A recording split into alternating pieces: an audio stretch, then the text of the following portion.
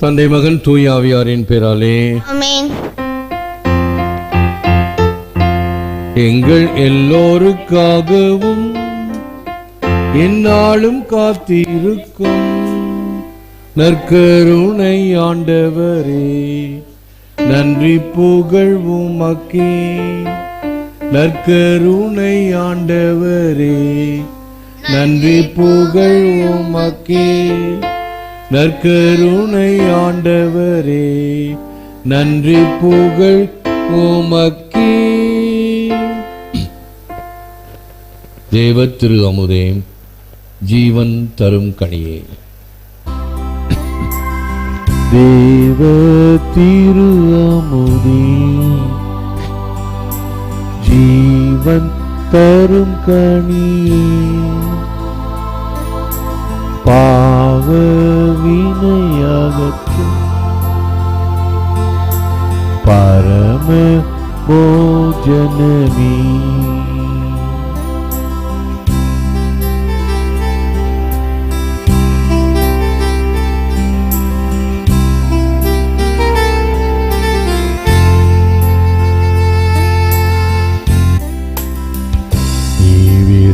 என்னுள் எழுந்தருள ஏழை தகுதியல்லே, பாவி கோமொழி நீ பகர சுகம் பெறுவே. நீவே என்னுள் எழுந்தருள ஏழை தகுதியல்லே, பாவி கோர்மொழி நீ பகர சுகம் பெறுவேன். தேவ திரு அமுதே, ஜீவன் தரும் கனியே. பாவ வினையகற்றும் பரம போஜனமே.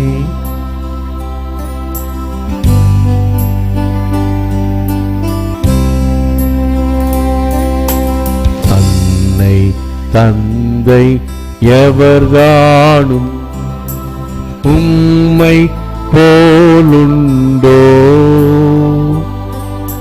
பெலிகான் பறவையை போ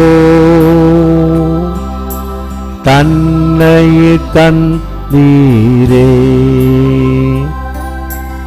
அன்னை தந்தை எவர்தானும் உம்மை போலுண்டோ, பெலிகான் பறவையை போ தன்னை தந்தீரே. தேவ திரு அமுதே, ஜீவன் தரும் கனியே. பாவ வினையகற்றும் பரம போஜனமே. தேவ திரு அமுதே,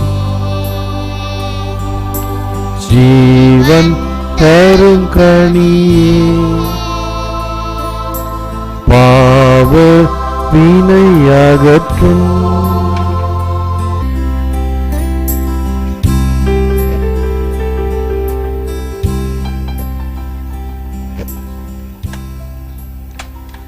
anyone who is not with me is against me, and anyone who does not gather in with me throws away. லூக்கா 11:23.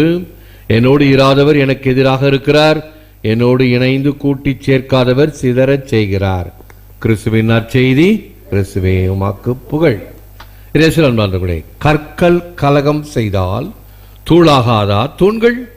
குழு குழுவாய் தனித்து நின்றால் குடும்பம் உடையாதா?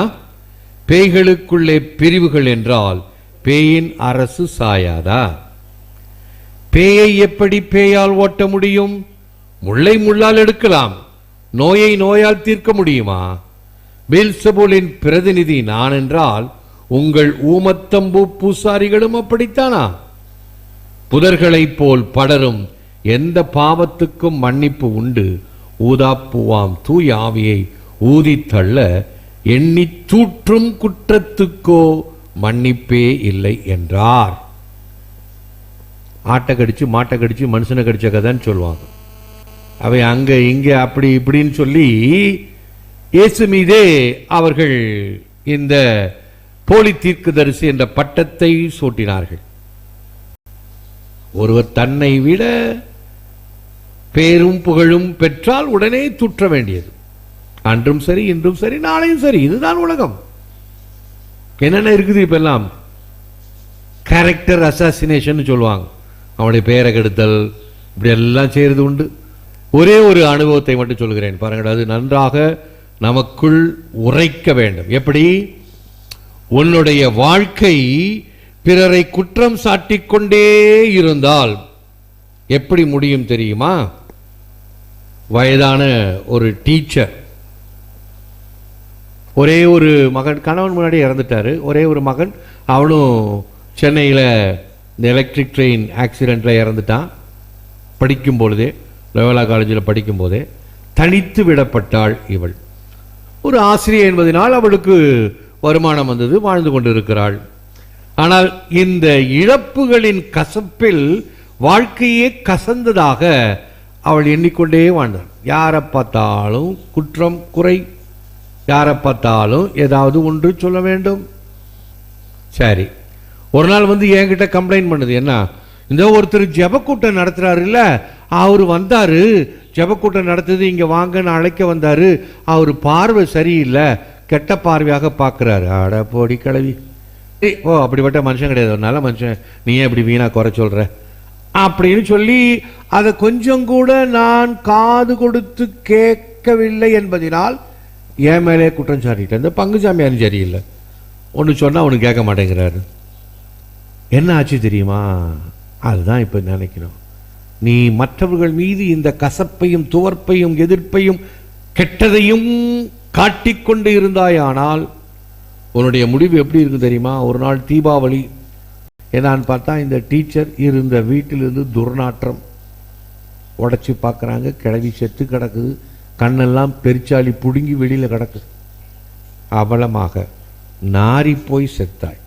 பிறருடைய வாழ்வை நாற்றம் எடுப்பதாக நீ துற்றினாய் அல்லவா? இவைகளெல்லாம் நமக்கு வாழ்க்கையிலே எச்சரிக்கைகள், கண்கூட பார்க்கிறோம். ஆகவே உன்னுடைய நாக்கை அடக்கு, பிறர் மீது குற்றம் சொல்லாதே. ஆகவே இந்த இயேசு காவியத்தில் என்ன சொல்லப்படுது பாருங்க, கடைசி வரி பார்த்தீங்களா? தூற்றும் குற்றத்துக்கோ மன்னிப்பே இல்லை. தூற்றும் குற்றத்துக்கோ மன்னிப்பே இல்லை. எனக்கு தெரிஞ்ச ஒரு பிள்ளை, ரொம்ப நல்ல குடும்பம் தான், கோயில் குளம்னு சொல்லி இருப்பாங்க, மரியாதை இருக்காங்க அம்மா. இந்த அக்காக்காரி கொஞ்சம் சலனப்பட்டு ஒரு இந்து பையனை லவ் பண்ணி எலோப்ட் விட்டு ஓடிட்டா. ஐயோ, அந்த அம்மா பட்ட கஷ்டம், இவ்வளோ வேதனை, வந்து அழுகுறாங்க. இந்த தங்கச்சிக்காரி இப்படி வந்தாள்னா, ஒருத்தி தான் அப்படி ஓடிட்டா, இவன் எவனை கூட்டிட்டு ஓட போறாளோ, அவ காது கேட்குற மாதிரி தூட்டுதல். என்கிட்ட வந்து அழுகுறா, இப்படியெல்லாம் பின்னாடி பேசுகிறாங்க, எனக்கு ரொம்ப அவமானமாக இருக்குது, எங்கள் அக்கா செஞ்ச குற்றத்துக்கு நான் அனுபவிக்கணுமா? ஏய் கவலைப்படாதம்மா, அப்படி தான் உலகம் சொல்லும். என் ஃப்ரெண்டு வீட்டுக்கு போகிறேன், அவங்க அம்மா மேலேருந்து மெத்தையிலேருந்து ஏய் ஜாக்கிரதையா இரு அப்படின்னு அவள் பொண்ணை எச்சரிக்கிற மாதிரி என்னை திட்டுறாமா அப்படின்னா, நீ ஏமா அவன் வீட்டுக்கு போகிற, கோயில் உண்டு வீடு உண்டுன்னு இருமா என்று ஆறுதல் சொல்லி அவளை தட்டி தேற்றி, சரி கோயில் உண்டுன்னு வந்து இதெல்லாம் கேட்டு பழகுறாள். என்னாச்சு தெரியுமா? அதுதான் கடவுள். அவ பிள்ளைய பொத்தி பொத்தி வளைச்சா இல்லையா, அவ ஓடிட்டா. பிறருடைய குற்றங்களிலோ பிறருடைய தவறுதலிலோ நீ குளிர்காயாதே, அதை ஊதி பெருக்காகாதே.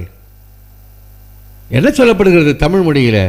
குற்றம் தன்னை நாடாது குற்றம் தன்னை காணாது குணம் தன்னை நாடுகின்ற இறைவன். பாவி சாக வேண்டும் என்பது அல்ல, மனம் திரும்பி வாழ வேண்டும் என்பதே அவருடைய எண்ணம். இப்ப எப்படி இருக்கும் உனக்கு கஷ்டம், அப்படித்தானே அந்த அம்மா கஷ்டப்பட்டிருக்கும். உணரணும். இவையெல்லாம் என்னுடைய அனுபவங்கள் என்பதனால் அழுத்தம் திருத்தமாக உங்களுக்கு சொல்கிறேன். ஆகவே பிறருடைய குற்றங்களா, சரி, தவறுதல் இயல்பு, மன்னிக்க வேண்டும், மாற்றிக்கொள்ள வேண்டும் என்று இருத்தல் வேண்டும். To the one with faith, no explanation is necessary. To one without faith, no explanation is possible. தர்மையான வார்த்தைகள். விசுவாசிக்கு விளக்கம் தேவையில்லை. என்ன கொடுத்தாலும் விசுவாசிச்சு நம்பிக்குவான். அவிசுவாசிக்கு எந்த விளக்கமும் எடுபடாது. ஒரு பாட்டிக்கு தலைவலி ஆஸ்பிரின் மாத்திரையெல்லாம் தீர்ந்து போச்சு, ஒன்றும் இல்லை, என்ன செய்யறதுன்னு தெரியல. பிரதருக்கு ஒரு வைட்டமின் சி மாத்திரை எடுத்து கொடுத்து, பாட்டி இந்த மாத்திரையை போடு சரியா போயிடும். சரி பிரதர் அப்படின்னு வாங்கி மாத்திரையை வாங்கி சாப்பிட்டுச்சு. அடுத்த வாரம் போனார், பாட்டி தலைவலி, நீ கொடுத்த மாத்திரையை சாப்பிட்ட அன்னைக்கு சாயங்காலமே சரியா போச்சு பிரதர். கொடுத்தது என்ன? வைட்டமின் சி மாத்திரை, தலைவலி மாத்திரை இல்லை. ஆனால் விசுவாசத்தோடு அந்த மாத்திரையை ஏற்றதுனால அவனுக்கு சரியா போச்சு. விசுவாசிக்கு விளக்கம் தேவையில்லை. அவ்விசுவாசிக்கு அவனுக்கு ஆஸ்பிரின் மாத்திரையை கொடுத்தா அவன் திருப்பி பார்ப்பான், எக்ஸ்பைரி டேட் இருக்குதா, இவர் எங்க இருந்தாலும் ஓசியில் அடிச்சுட்டு வந்து போடுறாரா கொடுக்குறாரா அப்படின்னு அவன் பார்ப்பான். அவிசுவாசிக்கு எந்த விளக்கம் விடுபடாது. God is more anxious to communicate with us than we are to listen. Martin Ketley, நாம் செவிமடுப்பதற்கும் மேலாய் இறைவன் நம்முடன் தொடர்பு கொள்ள மிகவும் ஆர்வமாய் உள்ளார்.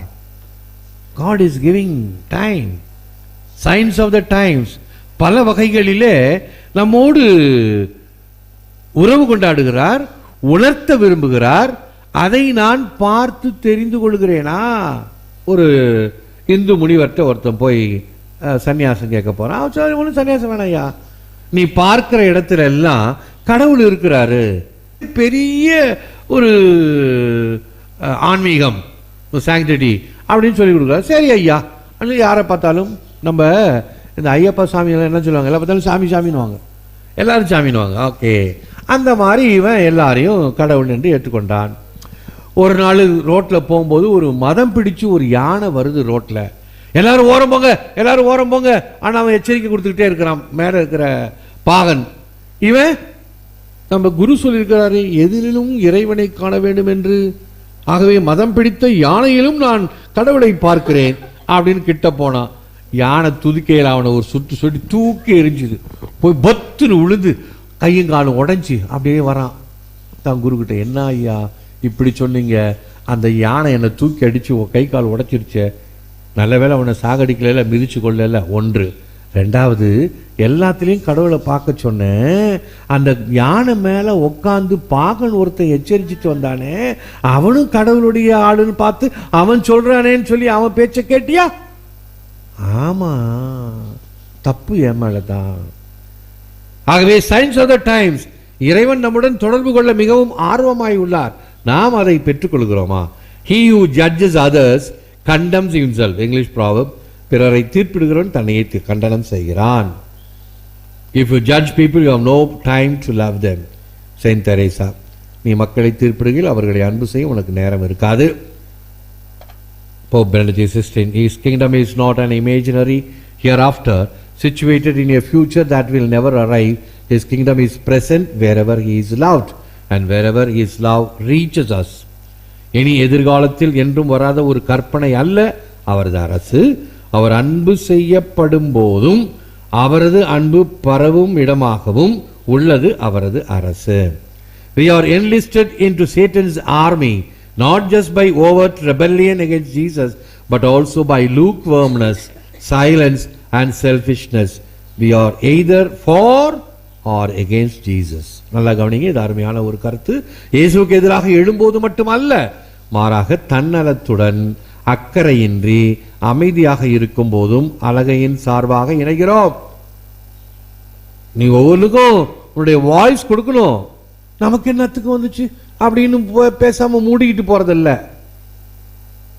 அநீதிக்கு எதிராக குரல் கொடுக்க வேண்டும், பிறருக்கு உதவுவதற்கு முன் வர வேண்டும். யார் என்ன சொன்னாலும் கவலைப்படாதே. கிறிஸ்டியானிட்டி கற்றுக் கொடுக்கிற பாரம். அன்னை தெரசால் போய் தொழுநோயாளிகளாம் தொட்டு தொடைத்தார் அல்லவா, கை கூசலையே. அமைதியாக இருக்காதே, அக்கறையோடு இரு, தன்னலத்தோடு இருக்காதே. இதெல்லாம் இயேசுவின் பக்கம் இருப்பது. விட்டேத்தியா இருந்தீனா நீ அழகையின் பக்கம் இருக்கிறாய். ஆகவே எந்த பக்கத்தில் இருக்கிறாய்? Lord, give us the grace to stand with courage no matter how frustrating things get. வாழ்ந்து காட்டிய வல்லவரே, உம்மை போன்று சோதனைகளை வென்று சாதனை படைக்கும் திறன் பெற உம்மை கொண்டாடுகிறோம். ஏற்று வரமருளும் இறைவா காக்கும் கரங்களினால். ஆமென், ஆமென். ஜெபிப்போமாக. இறைவா, இந்த வியத்தகு அருட்சாதனத்திலே உம்முடைய திருப்பாடுகளின் நினைவை எங்களுக்கு விட்டு சென்றீர். உமது திருவுடல் திரு ரத்தம் இவற்றின் மறைபொருளை வணங்கும் நாங்கள் உம்மைப்பின் பலனை இடைவிடாமல் அனுபவிக்க அருள் புரியுமாறு உம்மை மன்றாடுகிறோம். இறைவனாக என்றென்றும் வாழ்ந்து ஆட்சி செய்கின்றவர் நீரே.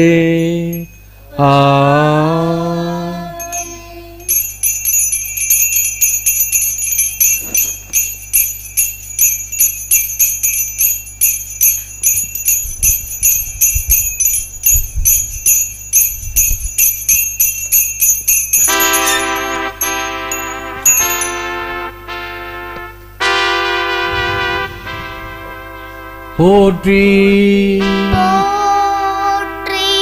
போற்றி போற்றி.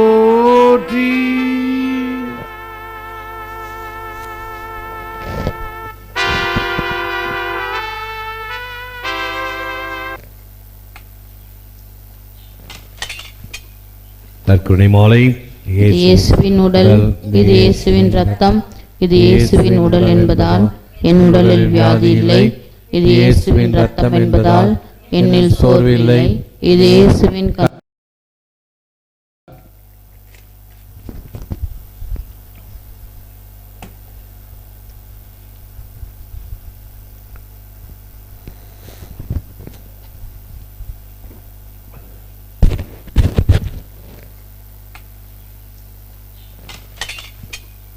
நற்கருணை மாலை. இயேசுவின் உடல், இது இயேசுவின் ரத்தம், இது இயேசுவின் உடல் என்பதால் என் உடலில் வியாதி இல்லை. இது இயேசுவின் ரத்தம் என்பதால் என்னில் சோர்வு இல்லை. இது இயேசுவின் கண்கள் என்பதால் என் பார்வையில் பழுதில்லை. இவை இயேசுவின் உதடும் நாவும் என்பதால் என் பேச்சில் பொய் இல்லை. இவை இயேசுவின் கரங்கள் என்பதால் நான் கொடுப்பதில் மகிழ்கிறேன். இயேசுவின் கால்கள் என்பதால் நான் நன்மை செய்ய நடக்கிறேன். இது இயேசுவின் சிந்தனை என்பதால் என் திட்டங்களில் தெளிவுள்ளது. இது இயேசுவின் உள்மனம் என்பதால் எனது முடிவுகள் சரியானவை. இது இயேசுவின் அடிமனம் என்பதால் என் குறைகள் எல்லாம் குணமடைகின்றன. இது இயேசுவின் இயல் என்பதால் நான் ஆவியானவரால் இயக்கப்படுகின்றேன். ஆமென். இயேசுவில் அன்பார்ந்த சகோதர சகோதரர்களே, அன்பார்ந்த தொலைக்காட்சி விசுவாசிகளே, உங்களுக்கு உங்களுடைய பிறந்த தேதி தெரியும். திருமண தேதி ஏறக்குறைய ஒரு 85% மக்களுக்கு தெரியும். திருமண தேதி மறந்துடுவாங்க. ஓகே, திருமண தேதி முக்கியம். அதே போல பிள்ளைகளினுடைய பிறந்த நாள். சரி, இந்த பிள்ளைகளுக்கும் உங்களுக்கும் ஞானஸ்தானம் கொடுத்த தேதி உங்களுக்கு தெரியுமா? அது எப்படி தெரியும்? உங்களுக்கு தெரியும். புது நன்மை வாங்கின தேதி தெரியுமா? அதெல்லாம் ரெஜிஸ்டரில் இருக்கும். சாமியார்ட்ட போனால் தேவையான வாங்கிக்கலாம். அப்படின்னு தானே எல்லாரும் இருக்கிறோம். ஆகவே நான் எப்பொழுதுமே ஒரு பயனீர் மாதிரி ஒரு காரியத்தை செய்வேன். ஒரு ஃபார்மேட்டை வச்சிருப்பேன். நான் அதை ரப்பர் ஸ்டாம்ப் பண்ணியே வச்சு ஒரு குத்தி அவர்களுடைய பிறந்த தேதி, ஞானஸ்தான தேதி, புது நன்மை தேதி, உறுதி பூசல் தேதி எல்லாம் ரெடியாக இருக்கும். அவங்கள்ட்ட சொல்லுவேன், கல்யாணமானோன்னு இந்த கல்யாண தேதியை போட்டுக்குங்க. நீங்கள் எங்கேயும் போக வேண்டியதில்லை. எந்த கோயிலில் உங்களுக்கு கொடுத்தாங்கன்னு கேள்விப்பட்டா அந்த கோவிலில் நீங்கள் ஒரு ரிப்ளை கவர் வச்சு இந்த தேதியை வச்சு எனக்கு ஒரு சர்டிஃபிகேட் வேணும்னு கேட்டால் உங்களுக்கு தானாக வரும். 10 ரூபா கூட செலவு இருக்காது. இதெல்லாம் திருச்சிப்படி சட்டங்கள். உனக்கு தேதி தெரியும். இந்த தேதியில் லூர்தில் எனக்கு என் பிள்ளைக்கு ஞானஸ்தானம் கொடுத்தேன், இந்த தேதியில் வில்லியனூரில் என் பிள்ளைக்கு ஞானஸ்தானம் கொடுத்தேன், இந்த தேதியில் வேளாங்கண்ணியில் ஞானஸ்தானம் கொடுத்தேன். எங்கே வேணாலும் ஞானஸ்தானம் கொடு. தேதி இருந்தால் அந்த கோவில் ரெஜிஸ்டரில் இதெல்லாம் எடுக்க முடியும். இவைகளெல்லாம் நாம் தெரிந்து கொள்வது நல்லது. இவைகளை நாம் நம் வாழ்க்கைக்கு பயன்படக்கூடியதில் வைப்போம். நன்றி. எழுந்திருப்போம், ஆசீர் பெறுவோம். ஜெபிப்போமாக. எல்லாம் வல்ல இறைவா, முது மக்களாகிய நாங்கள் ஒப்பு கொடுத்த திருப்பலியின் வழியாக நாங்கள் எல்லா வளமும் நலமும் பெறுவோமாக. எங்கள் ஆண்டவராகிய கிறிஸ்து வழியாக மன்றாடுகிறோம். ஆண்டவர் உங்களோடு இருப்பாராக. எல்லாம் வல்ல இறைவன் தந்தை மகன் தூய ஆவியார் உங்களை ஆசீர்வதிப்பாராக. சென்று வாழுங்கள். திருப்பலி நிறைவேறிற்று. திருப்பலி எங்கள் எல்லோருக்காகவும் என்னாலும் காத்திருக்கும் நற்கருணை ஆண்டவரே, நன்றி புகழ் உமக்கே. நற்கருணை ஆண்டவரே, நன்றி புகழ் உமக்கே. நற்கருணை ஆண்டவரே, நன்றி புகழ் உமக்கே. தந்தை மகன் தூய ஆவியாரின் பெயராலே இயேசுக்கே புகழ்.